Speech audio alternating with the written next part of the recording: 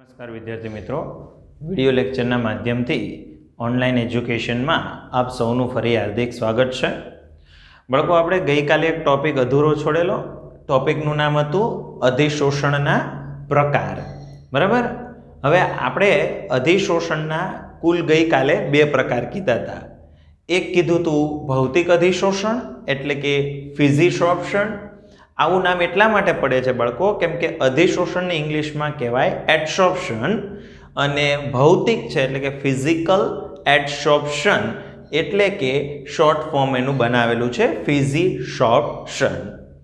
એવી જ રીતે બાળકો બીજો પ્રકાર છે રાસાયણિક અધિશોષણ. બરાબર છે, કેમિકલ એડસોર્પ્શન. તો કેમિકલ એડસોર્પ્શન પરથી એનો શબ્દ શું બનાવેલો છે? કેમિશોપ્શન. હવે અહીંયા આગળ આપણે ગઈકાલે કીધું હતું કે ભાઈ ભૌતિક અધિશોષણમાં શું હોય તો કે જ્યારે કોઈ અધિશોષિત છે એ અધિશોષકની સપાટી પર જાય ત્યારે અધિશોષક અને અધિશોષિત બંને વચ્ચે નિર્બળ વાન ડેર વાલ્સ આકર્ષણ બળ લાગે એટલે કે બંધ રચાય. તો એને આપણે ભૌતિક અધિશોષણ કીધું હતું. હવે રાસાયણિક અધિશોષણમાં શું હોય તો કે બાળકો સિમ્પલ નાનકડો ચેન્જ છે કે જ્યારે વાયુના અણુઓ એટલે કે અધિશોષિતના અણુઓ તથા પરમાણુઓ જ્યારે ઘન સપાટી પર એટલે કે અધિશોષકની સપાટી પર રાસાયણિક બંધ દ્વારા એકઠા થાય તેને રાસાયણિક અધિશોષણ કહેવાય છે. મતલબ કે અહીંયા આગળ જ્યારે અધિશોષકની સપાટી પર એટલે કે ઘન પદાર્થની સપાટી પર જ્યારે અધિશોષિત આવે મીન્સ કે વાયુ આવે ત્યારે ઘન અને વાયુ એટલે કે અધિશોષક અને અધિશોષિત બંને વચ્ચે રાસાયણિક બંધ રચાશે. તો જો એ બંને વચ્ચે રાસાયણિક બંધ રચાતો હોય તો ત્યારે જે અધિશોષણની ઘટના થાય એને શું કહેવાય બાળકો?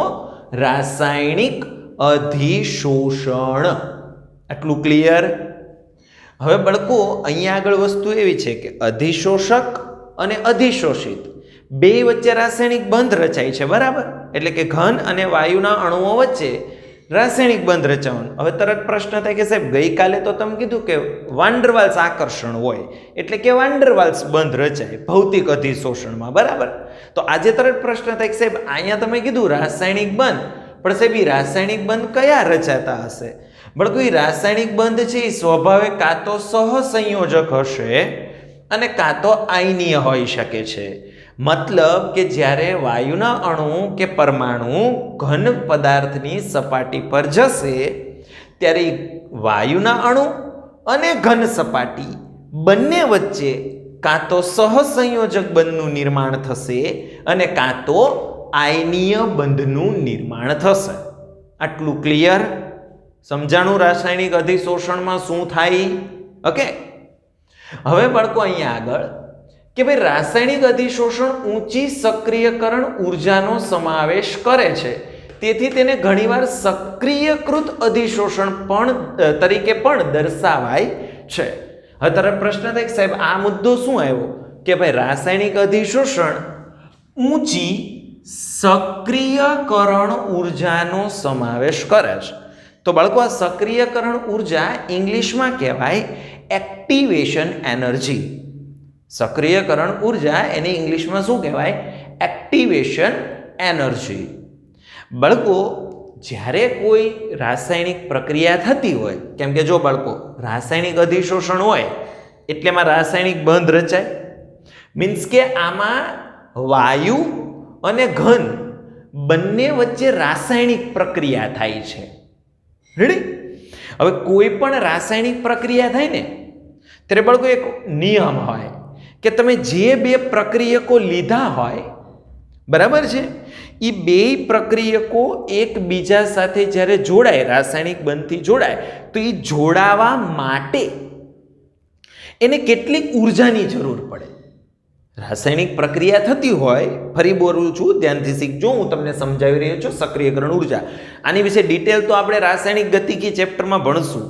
ઓકે, પણ આ તો અત્યારે તમને કન્ફ્યુઝન ના રહે એટલે હું સમજાવું છું કે ભાઈ તમે રાસાયણિક અધિશોષણ કરો છો, મતલબ એમાં રાસાયણિક બંધ રચાય, મતલબ કે એમાં રાસાયણિક પ્રક્રિયા થાય છે, એ તો કન્ફર્મ. તો હું એમ કહું છું કે જ્યારે કોઈ રાસાયણિક પ્રક્રિયા થાય ત્યારે બે પ્રક્રિયકો એકબીજા હારે જોડાય. કેમ? અહીંયા વાયુના અણુ છે એ ઘનની સપાટી ઉપર જોડાય છે, તો એ બંનેને એકબીજા સાથે રાસાયણિક બંધથી જ્યારે જોડાવવું હોય ને બાળકો, ત્યારે એની માટે એને કોઈ ચોક્કસ ન્યૂનતમ ઉર્જાની જરૂર પડે. જો એ ઉર્જા એની પાસે ન હોય ને તો એ બે અણુઓ એકબીજાની નજીક આવે પણ બંધ ન રચે. બોલું છે એ મગજમાં બેઠે છે કે જ્યારે કોઈ રાસાયણિક પ્રક્રિયા થાય ત્યારે બે પ્રક્રિયકો એકબીજા સાથે બંધ રચે, તો આ બંધ રચવા માટે એ બંને પાસે ન્યૂનતમ ઉર્જાની જરૂર હોય છે. તો બાળકો એનો મતલબ એમ કે સરળ ગુજરાતીમાં જો તમને કહું તો કોઈ પણ પ્રક્રિયકોને એટલે કે કોઈ પણ અધિશોષક પર વાયુને અધિશોષિત કરવો હોય તો ઘન પદાર્થના અણુઓ અને વાયુના અણુઓ બંને પાસે એક ચોક્કસ ન્યૂનતમ ઉર્જા હોવી જોઈએ.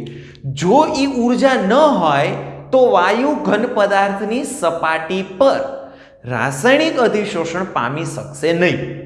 તો એનો મતલબ એમ થયો કે વાયુને જો ઘન પદાર્થની સપાટી પર અધિશોષિત કરવો હોય તો બંને પાસે ઉર્જાની એક ન્યૂનતમ રિક્વાયરમેન્ટ છે, બરાબર?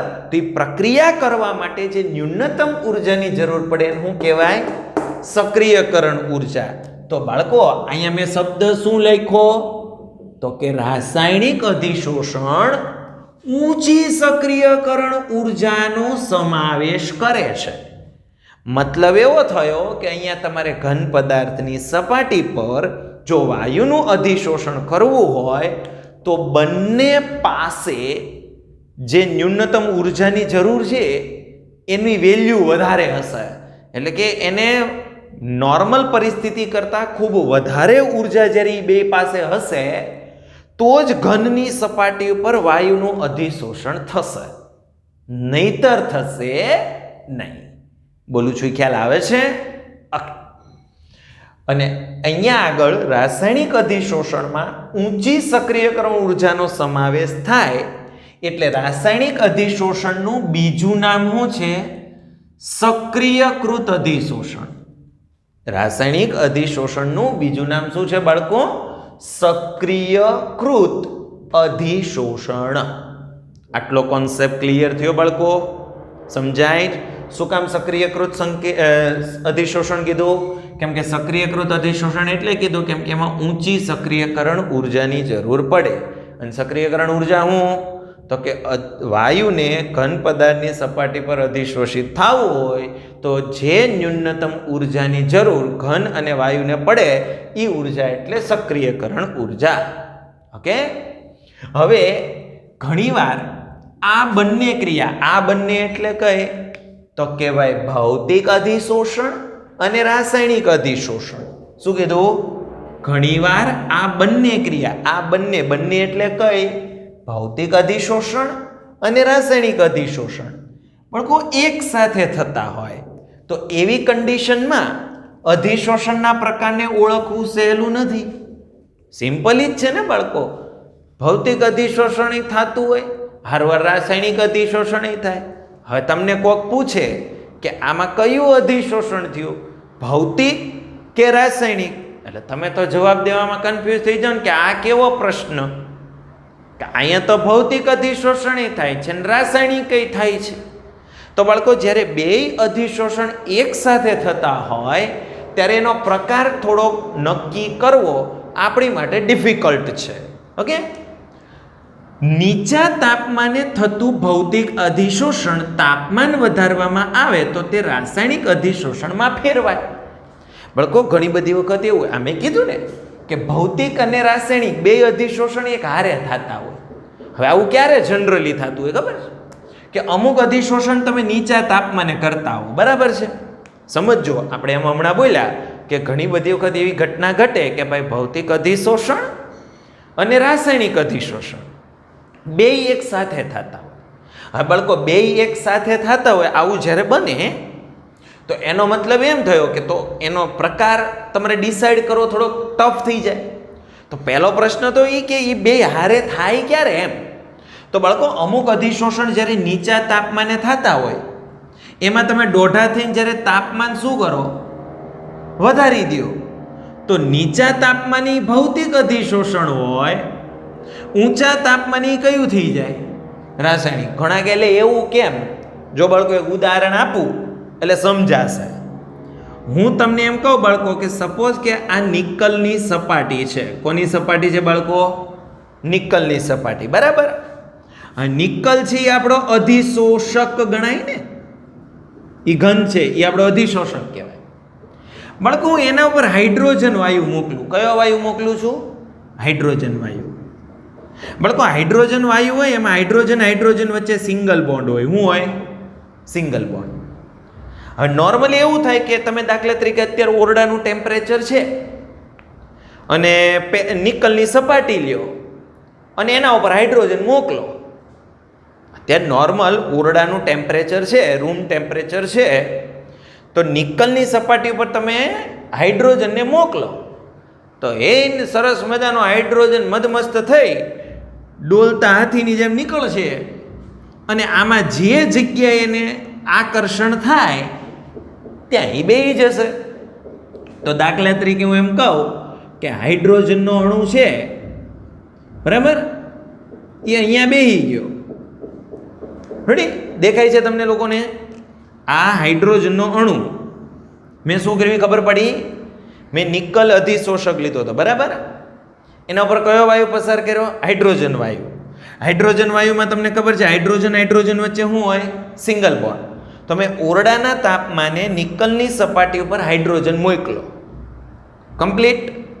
તો હાઇડ્રોજન એ મદમસ્ત થઈને ડોલતો જતો હતો અને નિકલની સપાટી ઉપર જ્યાં એને આકર્ષણ થયું ને એ બેસી ગયું. તો બાળકો એ કયું અધિશોષણ કહેવાય? ભૌતિક અધિશોષણ. કેમ કે નિકલની સપાટી વડે હાઇડ્રોજનના અણુ પર વાન્ડરવાલ્સ આકર્ષણ લાગ્યું છે. નિકલની સપાટી વડે હાઇડ્રોજનના અણુ પર વાન્ડરવાલ્સ આકર્ષણ લાગ્યું. તો એ કયું અધિશોષણ કહેવાય? ભૌતિક અધિશોષણ કહેવાય. પણ બાળકો હવે મને ખબર પડી ગઈ કે લ્યો ભાઈ, હાઇડ્રોજન ડોલતો નિકલની સપાટી ઉપર બેસી ગયો એટલે હવે હું થોડોક દોઢો થાવ. બાળકો હું એનું તાપમાન થોડુંક વધારું. રેડી? એના ટેમ્પરેચરમાં હું થોડોક વધારો કરું. આપણે ઓરડાના તાપમાને થતું હતું, હું એનું ટેમ્પરેચર થોડુંક ઊંચું લઈ જાઉં, અપ લઈ જાઉં. તો બાળકો જેવું હું આનું ટેમ્પરેચર અપ લઈ જઈશ એટલે અહીંયા હાઇડ્રોજન વચ્ચેનો એક બંધ તૂટી જશે. તો હાઇડ્રોજન વચ્ચેનો એક બંધ તૂટી જાય અને એ ભાગનો હાઇડ્રોજન છે એ નિકલ આરે બંધ બનાવી લેશે. હાઇડ્રોજન વચ્ચેનો સિંગલ બોન્ડ તૂટી જશે અને એ ભાગનો હાઇડ્રોજન કોની આરે બંધ બનાવી લેશે? નિકલ સાથે બંધ બનાવી લેશે. એટલે કે હાઇડ્રોજન અને નિકલ વચ્ચે કયા બંધનું નિર્માણ થયું? રાસાયણિક બંધનું. તો હાઇડ્રોજન અને નિકલ વચ્ચે રાસાયણિક બંધનું નિર્માણ થયું. તો બાળકો હવે તમે કહો આ કયું અધિશોષણ કહેવાય?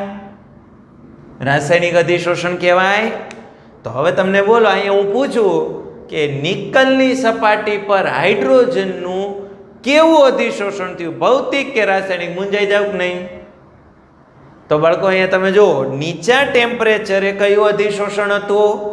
ભૌતિક અધિશોષણ હતું. પણ જેવું ટેમ્પરેચર વધાર્યું એટલે કયું અધિશોષણ થઈ ગયું? રાસાયણિક અધિશોષણ થઈ ગયું. એટલે ઘણી બધી ઘટનાઓ એવી હોય કે જેમાં નીચા તાપમાને ભૌતિક અધિશોષણ થતું હોય. એ જ ઘટનામાં ખાલી તમે ટેમ્પરેચર વધારી દો તો ભૌતિકની બદલે અધિશોષણનો પ્રકાર બદલાય અને રાસાયણિક થઈ જાય. અને જ્યારે બે એકસાથે થાય ત્યારે આપણે એનો પ્રકાર ડિસાઈડ બહુ કહીએ તો કરી જ નથી શકતા એમ, કેમ કે બેય થાય છે. એટલે કોઈક ભૌતિક અધિશોષણ બોલે તોય સાચું, રાસાયણિક બોલે તોય સાચું. કોન્સેપ્ટ ક્લિયર થયો બાળકો? શું છે આ અધિશોષણના પ્રકારો વિશેનો થોડો કોન્સેપ્ટ સમજાણો બધાને? બાળકો આટલામાં કોઈને કાંઈ ડાઉટ હોય તો એની ટાઈમ પૂછી લેજો. ઓકે બાળકો, હવે તમને હું આમાં આગળ લઈ જાઉં છું. આપણી ચોપડીની અંદર અહીંયા કન્ટિન્યુ ટોપિક છે ભૌતિક અધિશોષણની લાક્ષણિકતા. ભૌતિક અધિશોષણમાં કેટલીક લાક્ષણિકતાઓ છે. હવે કઈ કઈ લાક્ષણિકતાઓ છે એના વિશે આપણે અલગ અલગ બધા વિશે ડિટેલ ભણવાની છે. તો બાળકો આજે આપણે બે લાક્ષણિકતા ભણીશું. ભૌતિક અધિશોષણની આજે આપણે બે લાક્ષણિકતા ભણીશું. પહેલું છે વિશિષ્ટતાનો અભાવ. શું છે પહેલી લાક્ષણિકતા? જો બાળકો કોની લાક્ષણિકતા ભણાવું છું પાછા ભૂલી ન જતા, નહીતર ઘણા હજી ઈ જ મગજમાં હજી ઈ જ વેમમાં હશે કે રાસાયણિક અધિશોષણ હાલે.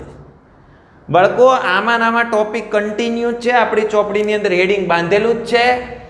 બંને અધિશોષણને પોતપોતાની લાક્ષણિકતા હોય. ભૌતિક અધિશોષણની પોતાની લાક્ષણિકતા હોય અને રાસાયણિક અધિશોષણની પોતાની લાક્ષણિકતા હોય.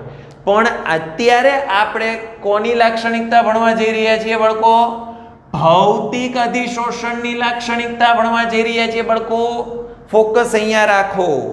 ઓકે, તો ભૌતિક અધિશોષણની પહેલી લાક્ષણિકતા છે વિશિષ્ટતાનો અભાવ.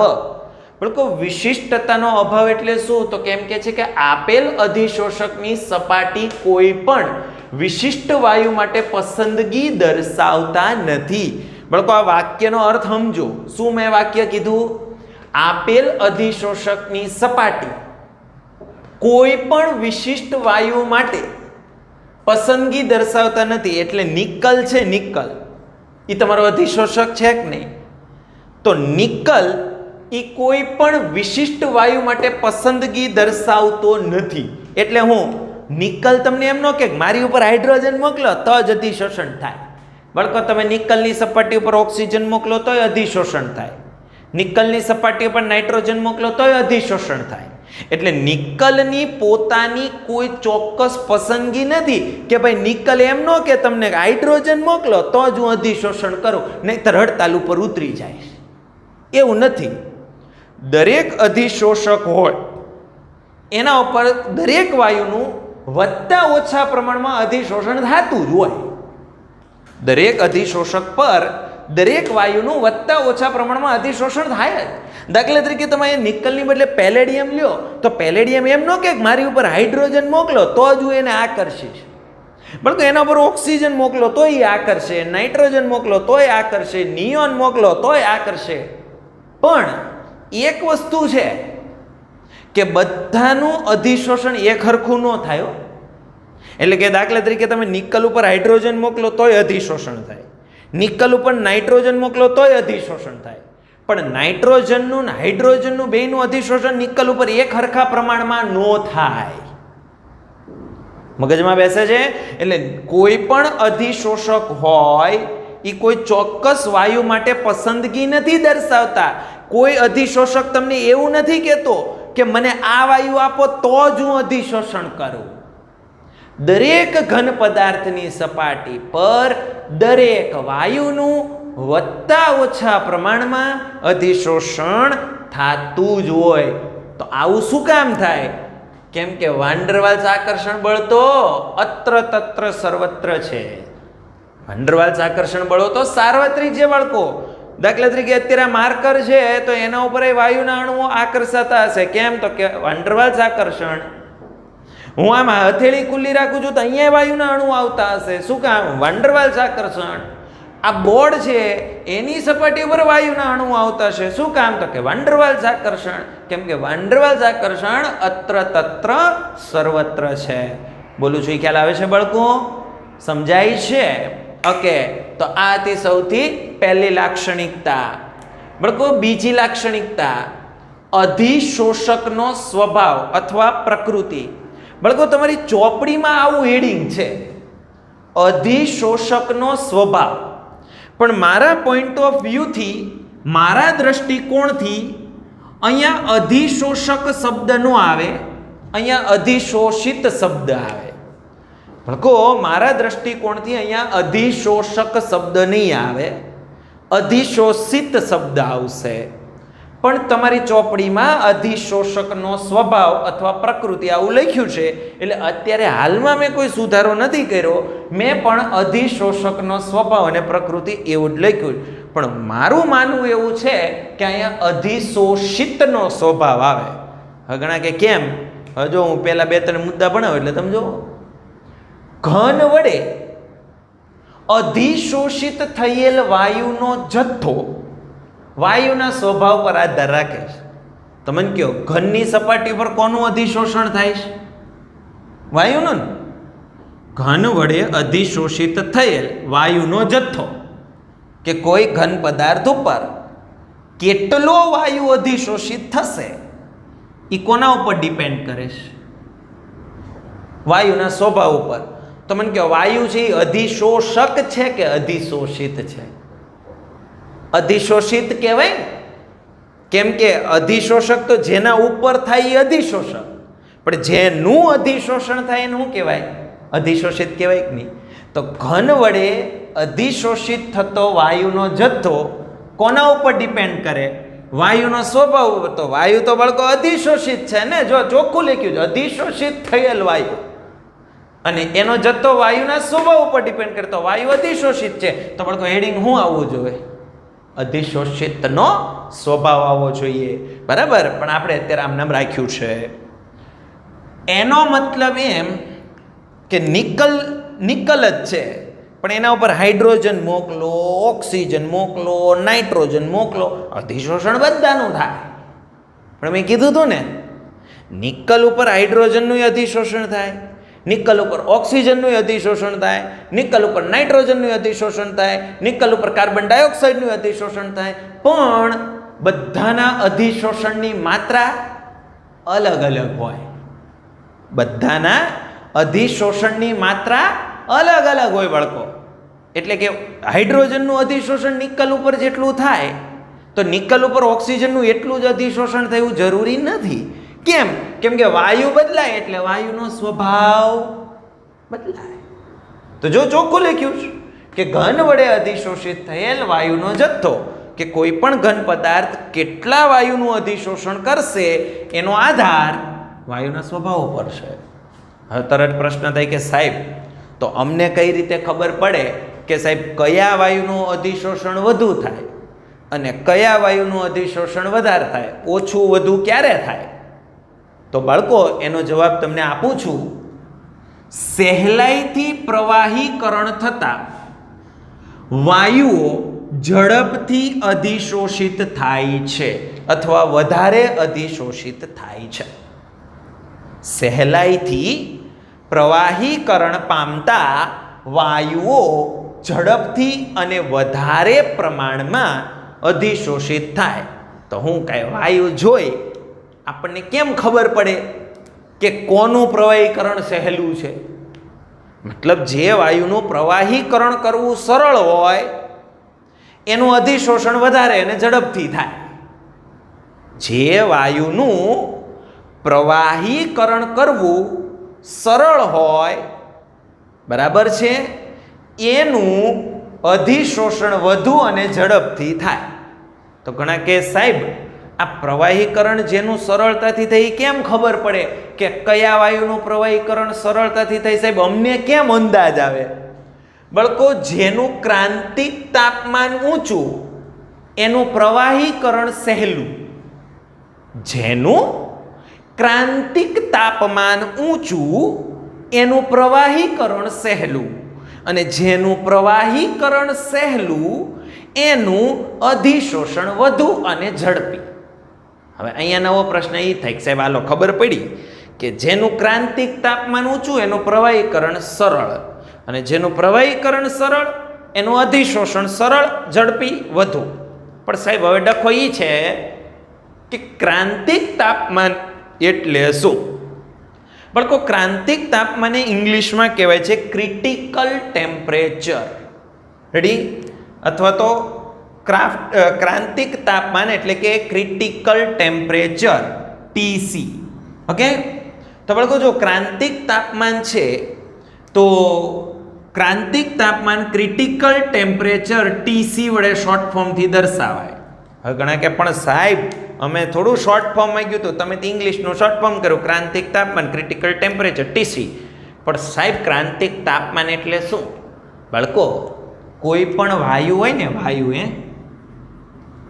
કોઈ બી વાયુ હોય ને બાળકો, એને તમારે લિક્વિડ કરવા હોય ને, કોઈ પણ વાયુને તમારે શું કરવા હોય? લિક્વિડ એટલે કે પ્રવાહી કરવા હોય, તો નોર્મલી તમને એક વસ્તુ ખબર હશે કે સાહેબ વાયુને દબાણ આપો, આવું નોર્મલી નાના ધોરણથી જાણો છો કે વાયુને સાહેબ દબાણ આપો એટલે અણુ નજીક આવી જાય.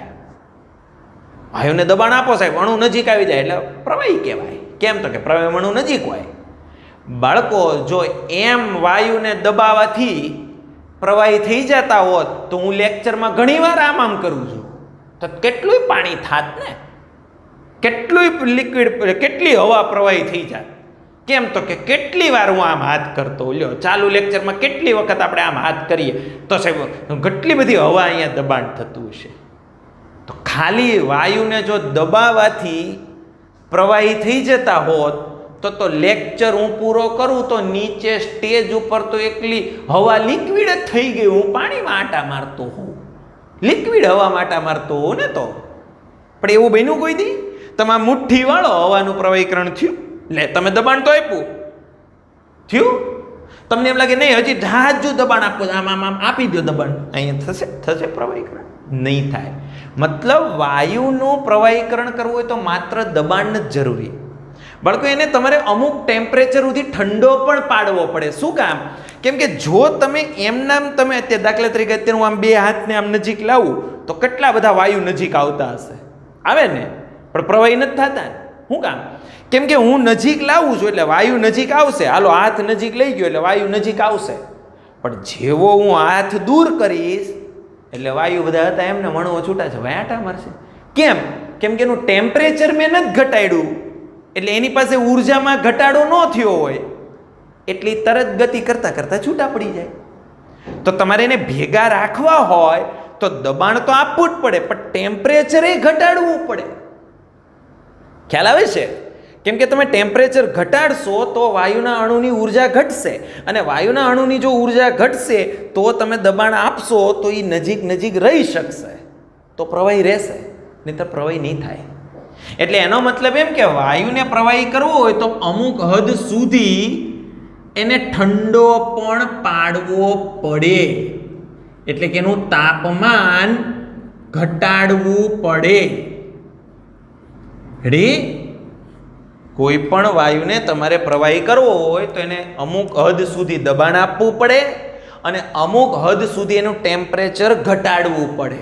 તો જે ન્યૂનતમ લેવલ સુધી તમારે ટેમ્પરેચર ઘટાડવું પડે એનું ક્રાંતિક તાપમાન કહેવાય. દાખલા તરીકે જો હું તમને સમજાવું કે હાઇડ્રોજન છે ને એનું ક્રાંતિક તાપમાન છે 33 કેલ્વિન. હાઇડ્રોજનનું ક્રાંતિક તાપમાન કેટલું? 33 કેલ્વિન. એટલે મારે હાઇડ્રોજનને જો લિક્વિડ કરવો હોય, હાઇડ્રોજન ગેસ છે એમાંથી હાઇડ્રોજન લિક્વિડ કરવો હોય, બળકો અત્યારે ઓરડાનું ટેમ્પરેચર કેટલું? 298. ઓરડાનું ટેમ્પરેચર અત્યારે કેટલું? 298. મારે હાઇડ્રોજન વાયુને શેમાં કન્વર્ટ કરવો છે? હાઇડ્રોજન લિક્વિડમાં, એટલે કે વાયુનું પ્રવાહીકરણ કરવું છે. તો બળકો 298 આને ગમે એટલું દબાણ આપું ને, આની ઉપર કૂદકા મારું ને તો એ પ્રવાહી ન થાય. કેમ? કેમ કે આને પ્રવાહી કરવો હોય તો તમારે આને 33 કેલ્વિન ટેમ્પરેચર સુધી ઠંડો પાડવો પડે. રેડી? તો આ ટેમ્પરેચર એવું ટેમ્પરેચર છે, બોર્ડર છે બાળકો, બોર્ડર. એ ક્રાંતિક તાપમાનની બોર્ડર છે. ત્યાંથી નીચું ટેમ્પરેચર જાય તો પ્રવાહીકરણ થાય, પણ ત્યાંથી ઊંચું ટેમ્પરેચર જાય તો પ્રવાહીકરણ ન થાય. એટલે કે ક્રિટિકલ ટેમ્પરેચર ક્રાંતિક તાપમાનથી ઉપરના તાપમાને પ્રવાહીકરણ ન થાય, નીચાએ થાય. તો હાઇડ્રોજનનું ક્રાંતિક તાપમાન કેટલું? તો કે 33.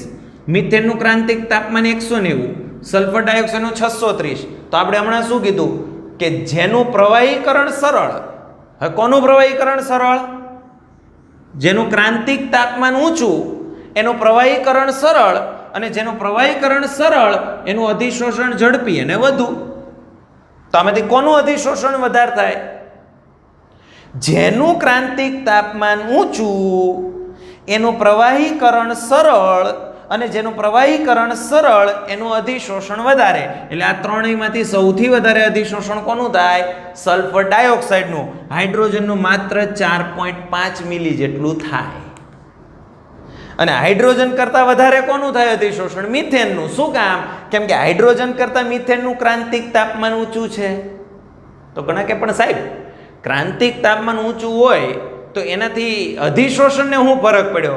કેમ કે બાળકો વાન ડર વાલ્સ બળો ક્રાંતિક તાપમાનની નજીક વધારે પ્રબળ હોય.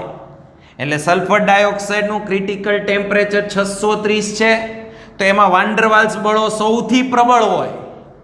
જ્યારે મિથેનનું ક્રિટિકલ ટેમ્પરેચર 190, એટલે આની કરતાં અહીંયા અધિશોષણ વખતે વાન ડર વાલ્સ આકર્ષણ નબળું પડી ગયું હોય. પછી મિથેન કરતાં તમે પાછું હાઇડ્રોજનનું અધિશોષણ કરાવો તો હાઇડ્રોજનનું ક્રાંતિક તાપમાન સાવ 33 કેલ્વિન છે, એટલે એનું ઘન સાથેના વાન ડર વાલ્સ આકર્ષણ બળ હાવ નબળા હોય. એટલે આમાં સૌથી વધારે અધિશોષણ સલ્ફર ડાયોક્સાઇડનું થાય.